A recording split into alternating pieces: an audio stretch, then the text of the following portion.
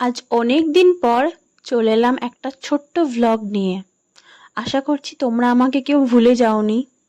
প্রায় 1 মাস হয়ে গেল আমি ফেসবুকে কোনো ভিডিও আপলোড করতে পারিনি।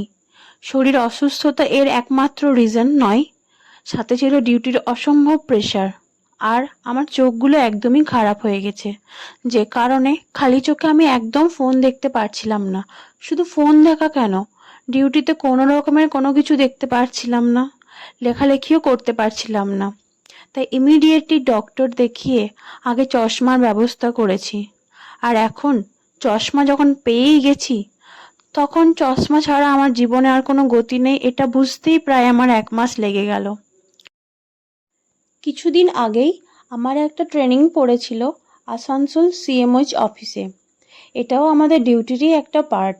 প্রায়ই ট্রেনিং চলতেই থাকে, এতে আমরা অনেকটা আপডেটেড থাকি। আর নিজেদের প্রবলেমগুলোও এই ট্রেনিং মিটিংয়ে আমরা উপরওয়ালাকে জানাতে পারি। তো এইরকমই একটা প্রচণ্ড গরমের দিনে আমি চলে গেছিলাম আসানসোলে বাসে করে। তারপর ট্রেনিংয়ে পৌঁছানোর পর দেখলাম গরম গরম চা আর 2টো বিস্কুট দিয়ে ওয়েলকাম জানানো হলো। চাটা খাওয়ার পরই শুরু হয়ে গেল আমাদের হসপিটাল থেকে। আমি ও আমার আরেকজন কলিগকে যেতে হয়েছিল ট্রেনিংয়ের জন্য। তো আমরা দুজন পাশাপাশি বসেছিলাম। এরপর ট্রেনিং চলতে থাকলো, আর এই পুরো স্ক্রিনের দিকে তাকিয়ে আমার মাথার অসম্ভব ব্যথা করছিল, চোখের ওপর প্রচণ্ড প্রেসার পড়ছিল। কিন্তু কিচ্ছু করার নেই, ট্রেনিংটা তো কমপ্লিট করতেই হবে।